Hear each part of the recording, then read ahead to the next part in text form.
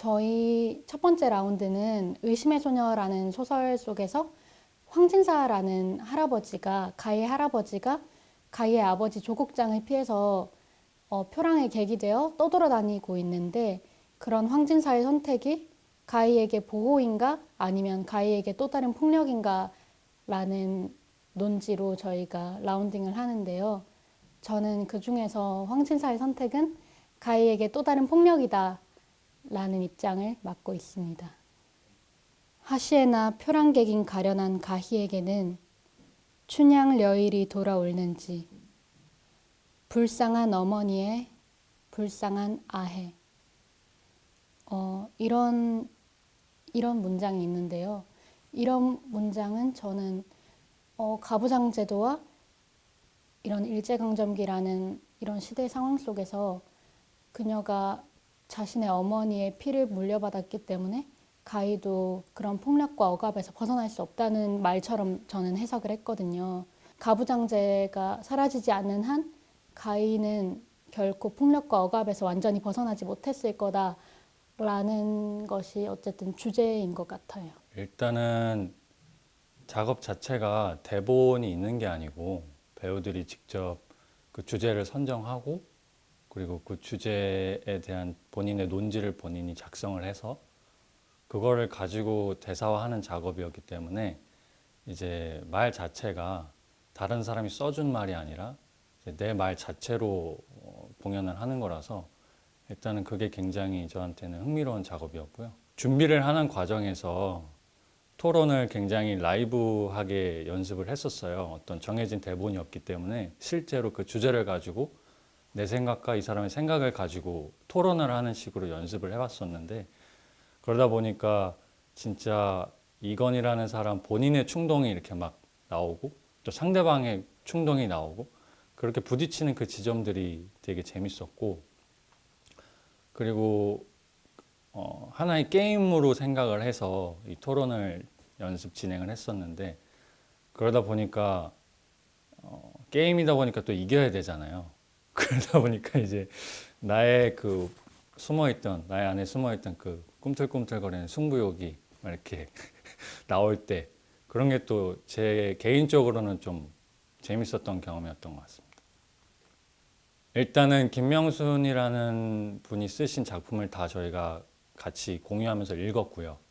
그리고 그 작품들을 읽으면서 그 작품 안에서 우리가 얘기해 볼 수 있는 주제들을 탐색을 했고 그래서 저희가 그 주제들을 다 선정을 했고요. 그 다음에는 이제 토론 페어가 정해지고 그 주제를 가지고 굉장히 생동감 있고 라이브하게 토론 연습을 했었습니다. 어떠한 뭐 대본이나 약속 없이 그렇게 라이브하게 연습을 진행을 했고 그런 토론을 계속 매주 진행을 하면서 파생됐던 어떤 재미라든지 어떤 템포, 어떤 말의 속도 여러 가지 것들을 다 저희가 또 수집을 해서 그것들을 또 살릴 수 있는 부분은 공연에 좀 살려서 그렇게 하는 식으로 진행을 했고요. 그래서 저희가 직접 쓴 논지를 대사화 시키고 그리고 그 안에서 또 연습을 하면서 파생됐던 여러 가지 재밌는 것들을 최대한 살려서 그래서 저희가 실제 토론했을 때 그 생동감을 좀 공연을 할 때도 관객분들한테 최대한 전달될 수 있는 그런 방식으로 좀 연습을 진행했던 것 같습니다. 네. 제 목소리로 제 생각과 제 발언으로 무대에서 말하고 공연을 한다는 게 사실 어떻게 보면은 완전히 저일 수도 있고 또 페이크 다큐처럼 저이지만 제가 아닌 연기를 하는 저의 모습일 수도 있는데 그래서 헷갈리는 부분이 있긴 한데 어쨌든 어디에 가서도 뭐 이런 공연을 하지 않았다면 저의 생각으로 이렇게 말을 하고 이렇게 끈질기게 집요하게 파고들어서 논쟁을 할 수 있고 이런 시간이 없었을 것 같은데 이번 공연을 통해서 많이 배울 수 있는 것 같아서 좋습니다. 온전히 뭐 남의 말, 남의 희곡에서 남의 문장을 읽고 연기하는 게 아니라 제가 쓴 글을 제가 읽고 말하는 것이기 때문에 아무래도 좀 더 그냥 정말 제 말을 할 수 있다는 것이 좋았던 것 같아요. 그 말을 하면서 뭐 제가 어색함을 느끼는 게 아니라 내가 생각하고 내가 썼기 때문에 더 강하게 내 생각을 말할 수 있는 것이 좋고, 또 특히나 6, 7라운드에서는 김명순의 문장들을 다 같이 읽는 시간이 있는데, 그 시간에 다 같이 그냥 김명순 작가가 쓴 문장을 읽는 것만으로도 뭔가 벅차오르기도 하고, 너무 문장이 아름답기도 하고, 그래서 다 같이 그 문장을 읽는 것만으로도 큰 힘이 되어서 아마 관객분들에게도 와 닿았으면 좋겠습니다. 이 두 번째 라운딩은 의붓자식이라는 작품이에요. 이 작품은 김명순이 첫 번째로 쓴 희곡이고 1923년 7월에 신천지라는 데에서 발표가 된 단막 희곡입니다. 네. 이 작품의 대략적인 줄거리가 아마 공연 중에 보시면 조금 설명이 될 텐데 미리 조금 얘기를 해드리자면 여자 주인공, 남자 주인공이 있고 이 두 주인공은 마지막에 동반 자살을 하게 돼요. 여러 가지 이유가 있고요. 근데 그 이유들은 이제 공연을 보시면 아실 수 있을 거고, 둘이 동반 자살을 하게 되는데 이 동반 자살에 대해서 저의 상대 그 논쟁자는 사회 저항의 의미가 있다라고 얘기를 하는 것이고, 저 같은 경우는 아니다, 유미주의적인 그냥 개인의 선택이다. 저는 성실과 영호가 마지막에 동반 자살을 하게 되는데 이 부분이 사회 관습을 뛰어넘기 위한 저항이었다는 입장으로 논쟁을 합니다. 여기서 성실과 영호가 많은 벽에 부딪혀요. 정략 결혼, 그리고 의붓자식에 대한 차별, 그때 엄청난 힘이 있었던 가부장제, 이런 것들에 대한 저항으로서 저는 그들이 동반 자살을 했다라는 입장인 거고요. 상대방은 그것은 그냥 그저 유미주의적 탐닉이었다. 그냥 아름다움을 탐닉하기 위해서 죽은 거다. 이런 입장인 겁니다. 네. 원래 다른 작품들 같은 경우는 배역을 연기하는 거잖아요. 근데 이거는 배역을 연기하는 게 아니라 나로서 내가 사유하고 내가 고민하고 내가 뭐 입장을 정해서 발언문을 직접 써서 그렇게 하는 거다 보니까 좀 더 이렇게 날것이지 않았나. 좀 더 배역을 연기하는 게 아니니까 나로서 하는 거니까 좀 더 날것 그대로 라는 생각이 많이 들었고, 고민하는 과정에서도 되게 고민을 되게 많이 하게 된 작품이어가지고 되게 많이 깊게 사유하고 논문들 같은 것도 많이 찾아보고 하면서 공부도 많이 됐던 작품인 것 같고, 그래서 더 열심히 했기 때문에 애정이 많이 가는 작품인 것 같아요. 최대한 연출님이 인용문을 많이 사용하라고 하셔서 그 인용문, 그 문장들을 많이 사용하려고 했고요. 그녀가 받았던 학대나 억압에 대한 인용문들을 많이 사용했고요. 그리고 그 저항이라는 게 어떤 사람들에게는 되게 죽는다는 게 저항이 아니라 그냥 좌절로 비춰질 수도 있잖아요. 그래서 그 부분을 찾기 위해서 되게 많은 노력을 했던 것 같아요. 논문도 많이 읽어보고 되게 그게 납득이 안 가신다는 분들이 많더라고요. 그게 저항이라는 거에 대해서. 그래서 그 부분을 찾으려고 제일 많이 애썼던 것 같아요. 그 5개의 라운딩 중에서 첫 번째 작품인 의심의 소녀를 가장 좋아하는 작품이긴 해요.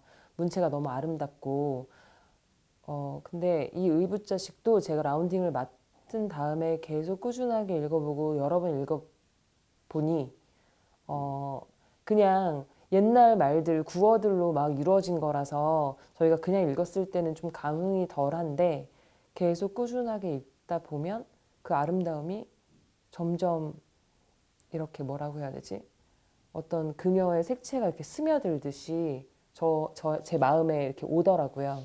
그래서 사실 모든 작품을 다 좋아하고 더 좋아하게 될 것 같다라는 생각이 좀 들었습니다. 이 작품을 통해서. 이 공연을 하면서 저희가 직접 글도 쓰고 대본도 쓰고 하면서 아, 작품을 조금 이렇게 읽을 수 있다면 제가 다른 공연에서 배우로서 참여할 때도 훨씬 더 좀 깊이 있는 인물을 표현해낼 수 있지 않을까.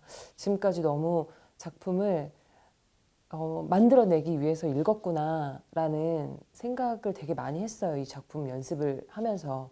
그래서 그 지점은 좀 저한테 많이 도움이 됐던 지점인 것 같아요. 이 작품 하면서.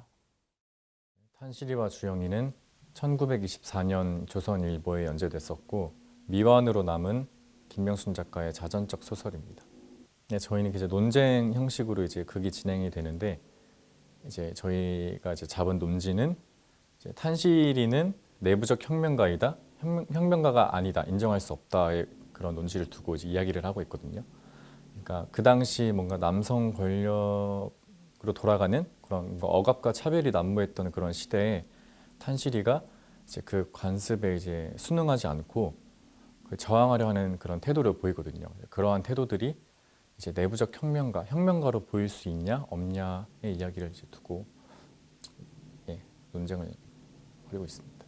작품에서 탄실의 말로 나오는 일부분을 제가 한번 읽어드리겠습니다. 내가 생장하는 나라는 약하고 무식하므로 역사적으로 남에게 이겨본 때가 별로 없었고 늘 강한 나라의 업심을 받았다. 그러나 나는 이 경우에서 벗어나야 하겠다.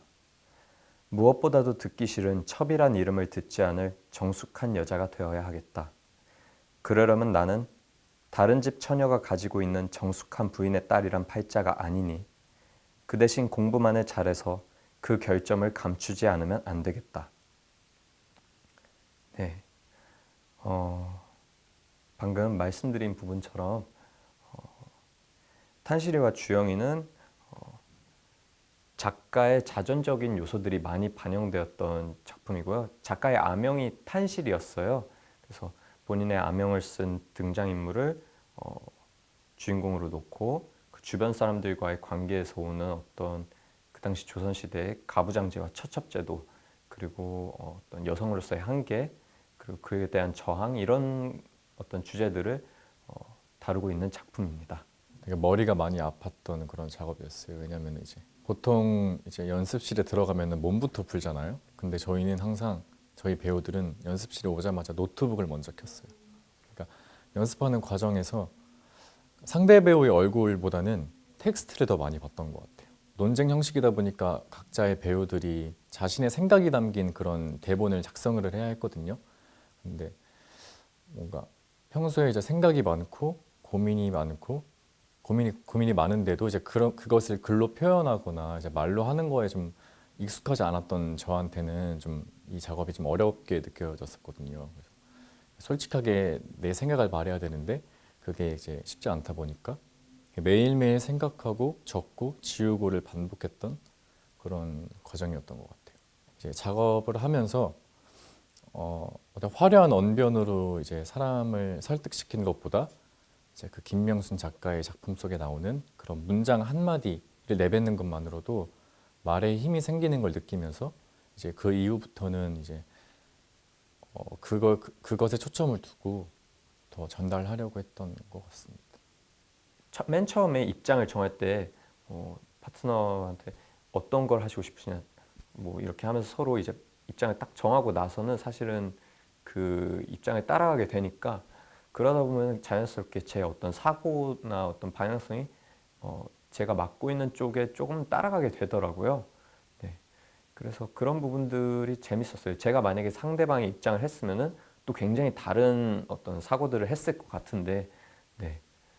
뭐 그런 부분들이 공연 때 어떻게 나올지도 굉장히 궁금하고요. 스스로도 기대되는 바입니다. 4라운드는 이제 김명순 작품 중에서 어떻게 보면 유일하게 여자의 사랑에 관한 이야기가 핵심이거든요. 제가 맡은 이제 역할은 그 사랑을 하는 아내의 입장이 아니라 남편의 입장을 대변하는 인물이에요. 나는 사랑한다의 주인공 영옥은 7년 동안 사랑해온 남자, 그 남자를 결혼해서도 잊지 못하고 또 운명적으로 그 남자의 집에 머물게 되면서 남편에게 이제 통보를 하게 되거든요. 그래서 일방적으로 이제 아내가 다른 사람을 사랑한다는 것을 통보받은 남편의 입장으로서 그 아내와 불륜남의 사랑이 무조건 숭고하고 정말 그들한테는 유일한 가치였다라고 이제 입장을 말하는 상윤님에게 반박을 하는 거거든요. 뭐 그게 행복했던 사랑이든 뭐 마음 아픈 사랑이었든 간에 결국 언젠가 어떤 형태로든 사람은 다 이별을 만나게 된다고 생각을 하거든요. 그러다 보니까 내가 사랑하는 사람을 위해서 그 사람의 행복을 위해서라면 사랑이라는 이름으로 내 옆에 붙잡아 두는 게 아니라 오히려 홀가분하게 보내줄 수도 있어야겠다라는 생각을 언젠가부터 했던 것 같은데, 그래서 이제 이 작품에서도 이 서병호라는 인물이 영옥을 보내줄 수도 있지 않을까라는 생각에서 저는 이제 영옥과 이제 종일의 사랑을 이제 좀 포커스를 맞췄던 것 같아요. 책 속 인용 문구거든요. 헌데 그 아씨가 2달 전에 대단히 이 정자를 좋게 보시고 처음에는 한갑방만 빌려서 혼자 와 계시겠다던 일이 그렇게 네 분이 오셔서 함께 살림까지 하시게 되었답니다. 네, 이 작품이 이제 그 당시에 여자는 선택을 하여서 결혼하던 시기가 아니잖아요. 그래서 그러한 시대 상황, 여자가 선택하여 사랑할 수 없고 또 결혼도 선택하지 못하였다라는 반박이 있어요. 상대 입장에. 근데 이 역할 속에 이 주인공은 스스로가 선택을 하고 자기가 살고 싶은 아름다운 정자를 선택하고 그리고 거기에 결혼을 했음에도 혼자 가겠다고 해요. 혼자 살려고 했으나 남편이 아내를 당연히 사랑하니까 같이 함께하는 게 부부겠죠. 그래서 남편이 평안도에 정말 좋은 자기 집을 놔두고 아내를 따라서 그 집을 마련해주고 함께 살게 되거든요. 그것을 정말 명확하게 보여주는 문구라고 생각을 해요. 그래서 저는 그 시대임에도 불구하고 여성이 주체적으로 살았던 인물이라고 생각을 하거든요.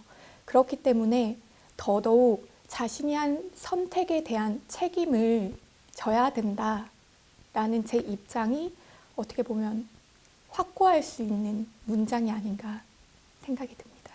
극중 인물인 영옥이 비록 사랑하지 않는 남자와 결혼을 했지만 뭐 그걸 누군가는 불륜이라고도 얘기하겠지만 다른 사람을 처음 좋아했던 남자를 7년 동안이나 마음속에 간직할 수 있다는 게 오히려 좀 더 존중해줘야 되지 않을까. 그거야말로 진짜 숭고한 사랑 아니면 불가능한 일 아닐까. 당시에는 일제강점기였고 원하지 않는 결혼을 부모님에 의해서 해야 됐던 시기이기도 했고요. 처음에는 조금 힘든 점이 되게 많았어요. 이제 어떤 사람들은, 어떤 친구들은 이제 배우를 한다고 얘기하는 친구들 중에 평소에 하지 못하는 어떤 그런 감정 표현들을 할 수 있어서 좋다, 뭐 이렇게 얘기하는 친구들이 있는데, 어쨌든 이 역할이라는 캐릭터라는 가면 뒤에 숨을 수 있는 안전장치 같은 게 있는 거잖아요. 근데 이제 처음엔 그게 없다 보니까 이게 저희가 창작 대본으로 저희가 작성을 했는데 나는 인물로 올라가야 되는데 자꾸 저로 올라가서 제 얘기를 하고 있는 것만 같은 뭔가 다 까발려지는 느낌이 처음에는 조금 낯설고 좀 고통스럽기도 했어요, 솔직하게. 처음에는 내가 생각하고 내가 옳다라고 생각했던 것들에 대해서 무너지는 순간들이 참 많았었어요. 하지만 저 스스로도 처음에는 참 이 여자 주인공이 어떻게 보면 잘못됐다라는 생각에만 좀 단편적으로 보게 됐었는데 상대방의 입장도 명확하게 들을 수밖에 없고 들어야 하고 내가 생각했던 옳다라고 느꼈던 게 다가 아니라는 걸 깨달았거든요. 이런 토론 형식을 통해서 상대방의 입장도 듣고 그 인물을 옹호하는 그 입장들의 정말 탄탄한 근거와 그런 사실들이 같이 저도 듣게 되다 보니 이게 타인을 이해하는 데에는 정말 다각도의 시각이 필요하구나라는 걸 좀 깨닫게 된 공연이라고 해야 될까요? 네. 두 A는 기정이라는 인물이 결혼 생활 중에 자유연애를 허락받고 두 남자를 만나는 이야기입니다. 제가 변론하는 부분은 기정이 사회개혁을 열망한 사회운동가이다 라는 화두를 맡았고요. 상대방 역할은 자기만족을 위한 나르시스트인가 라는 화두를 맡았는데 사실 어려웠던 거는 그 두 개가 다 맞는 것처럼 느껴지는 순간들이 많았고 고정된 관념이란 게 어디 있을까 항상 헤맸던 것 같아요. 그러니까 저도 제 스스로 사회운동가라고 얘기를 하지만 상대방의 설득력 있는 어떤 대답들을 들으면 제가 믿어왔던 그런 기정이라는 인물이 사회운동을 하고 있다라는 그런 관념들이 깨지는 순간들이 많았거든요. 그래서 그걸 더 완고하게 하기 위해선 더 제가 기정이라는 인물을 계속 고찰해야 됐고 탐구했어야 되는데 그 부분에 있어서 제가 아직도 채워지지 않았다는 생각이 좀 들긴 하지만 믿고 하고 있는 것 같습니다. 그 두 애인이라는 작품은 기정이라는 여인이 남편과 계약 결혼을 한 상태인 여인인데 그 여자가 어떤 계약의 내용에 따라 다른 남자를 정신적 연애를 다른 남자와 하게 됩니다. 그 과정에서 그 남자들의 부인들에게 폭행을 당하고 결국 마지막에는 이 여자가 남편의 품에서 죽음을 맞이하게 되는 작품이에요. 근데 이 안에서 기정이 했던 여러 가지 조금 어떻게 보면 도발적이라고 할 수도 있고 어떻게 보면 남들과 다른 어떤 선택을 했던 측면, 예를 들면 다른 남자를 정신적으로 숭배한다든지 이런 것들에 대해서 이것은 기정이 사회운동가적인 면모이다 라는 입장과 아니다, 이것은 자기 만족을 위한 나르시시스트적인 면모이다, 이렇게 크게 두 가지 입장을 두고 논쟁을 펼치는데 저는 그 중에서 기정은 자신의 만족을 위했던 나르시시스트이다 라는 입장을 가지고 싸우고 있습니다. 저는 처음에는 이 과정 때문에 선택을 했던 거라서 굉장히 즐거웠어요. 그리고 내가 생각하는 이 인물에 대해서 내 의견을 직접 쓰고 말할 수 있다는 게 굉장히 쾌감이 있었는데 어느 순간 초반에 조금 지나다 보니까 좀 약간 좀 무섭기도 하더라고요. 왜냐하면 이게 어떤 역할을 입고 역할로서 서는 게 아니라 너무 나 자신으로 서야 되기 때문에 그런 거에 대한 두려움도 조금은 있었어요. 이거를 이 말이 다 나라고 생각하면 어떡하지? 약간 이런 불안함이 있었는데 그럼에도 내가 무대에서 나로 얘기할 수 있는 게 그 쾌감이 더 컸던 것 같아요. 지금에 와서는. 그리고 후반에 가면서 연출님께서도 그렇고 전체적인 이제 배우들도 어느 정도 인지를 하게 된 것이 이것이 정말 날 것의 나는 아니고 어쨌든 연기이다. 그리고 연기이고 그렇다고 해서 다른 인물, 캐릭터를 이렇게 입지는 않지만 그럼에도 어떤 진짜 나와 어떤 것의 사이에 있는 것 같은 그 느낌을 다들 좀 어느 순간에는 감각을 했던 것 같아요. 네. 저 배우로서는 굉장히 되게 자신 있게 무대에서 자신 있게 이야기할 수 있는 지점이 생긴 것 같아요. 그런데 그렇게 되면 그것을 보는 관객들도 되게 믿어지지 않을까? 저의 어떤 이 태도 때문에 그것이 좀 잘 믿어지지 않을까라는 생각이 들었어요. 그래서 그 초반에 있었던 어떤 두려움은 뒤로 하고 이게 내가 뭐 역할이든 역할이 아니고 그냥 나 자체던 그것보다도 내가 그 과정으로 인해서 만들어진 나의 어떤 분명하고 딱 자신감 있는 상태 때문에 조금 관객들이 같이 따라오실 수 있지 않을까라는 기대를 하게 되는 것 같아요. 연출님께서는 설득력 있게 관객들에게 전달하는 걸 중요시했던 것 같고요. 그 설득력 있게 어떻게 하는가는 감정이랑 논리랑 잘 매치가 돼서 나로서 아니면 자기 의지로서 관객들에게 전달하는 목적을 뒀던 것 같고, 제가 이걸 하면서 느낀 것은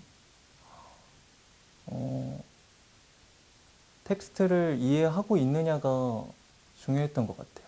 좀 말이 저한테는 조금 어려운 말들도 많았고, 사실 남들이 들었을 때 라고 하는 그런 문장들도 많을 것 같다는 생각도 들거든요, 지금. 근데 제가 그거를 상대방에게 잘 전달을 하려면 제가 충분한 이해를 하고 상대방에게 해야 하기 때문에 제가 연습하는 과정에 있어서 그 부분을 가장 염두하고 했던 것 같습니다.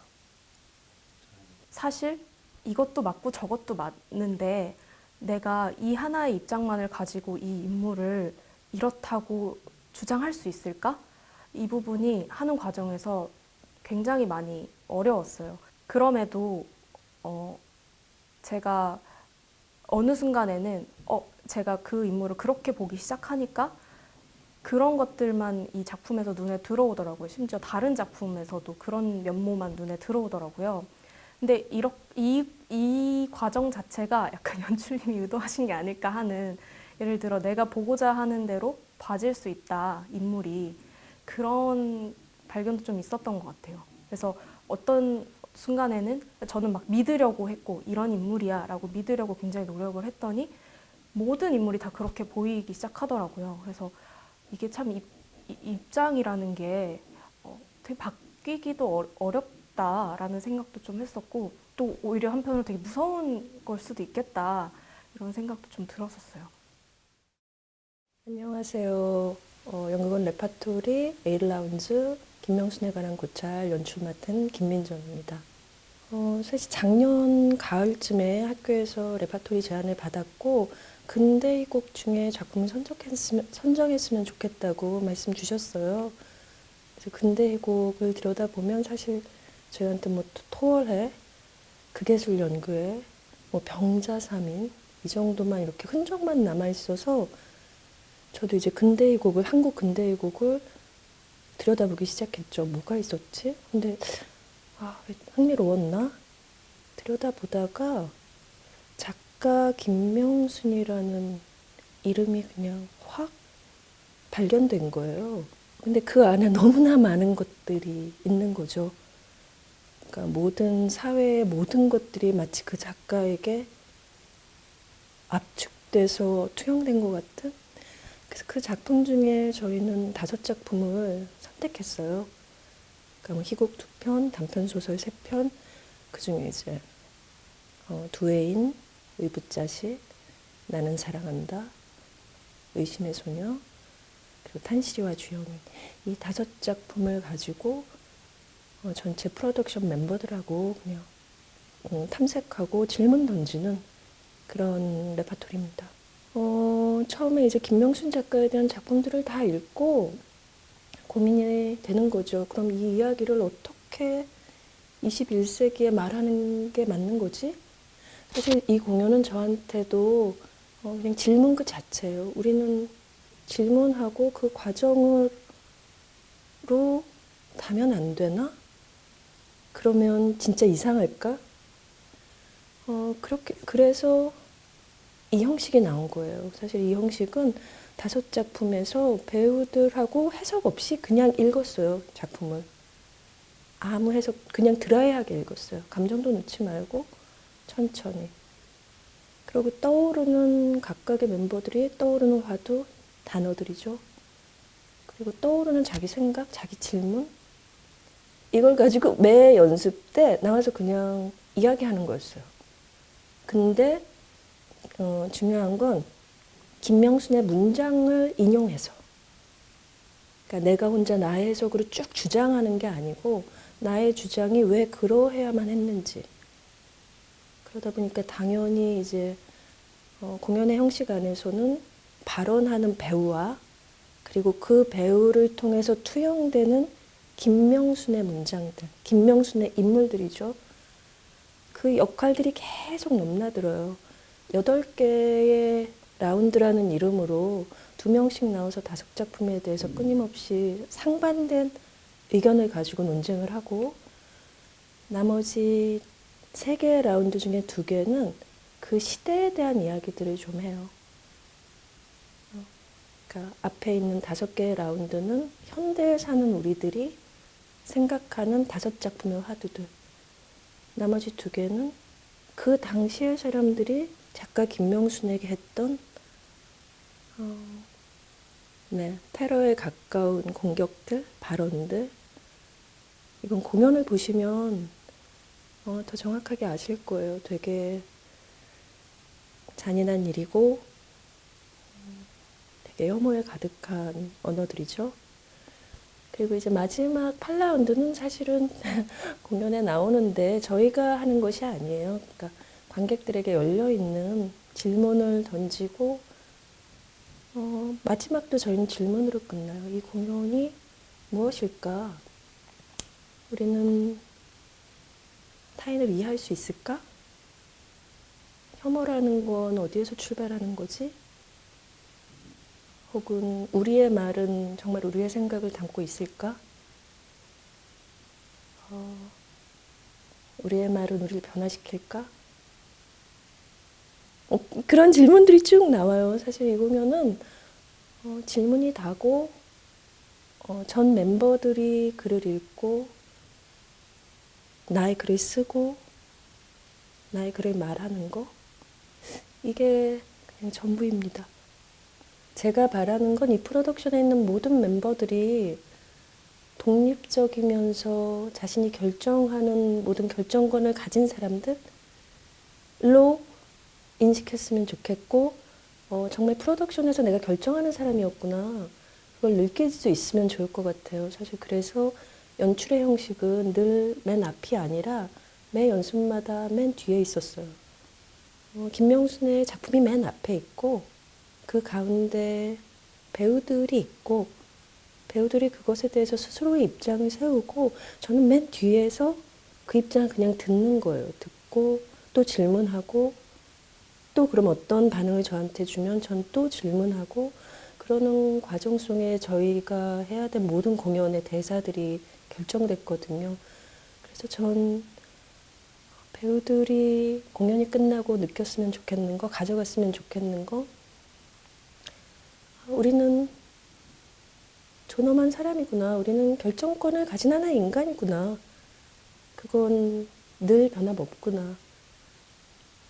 그런 생각을 하면 좋을 것 같아요. 그리고 김명순 작가가 100년 전에 끊임없이 싸우려고 했던 것도 그거거든요. 글로서 존재하고 싶었던 것. 나에게 쏟아지는 모든 모순, 왜곡, 악성 루머, 사회가 주는 막 벗어날 수 없는 어떤 굴레들, 속박, 막 너무 많은 것들. 근데 거기에서 오로지 나의 글로 그것을 이겨내려고 했던, 저항하려고 했던 그 작가를 말할 때 이보다 더 좋은 방법은 없는 것 같아요.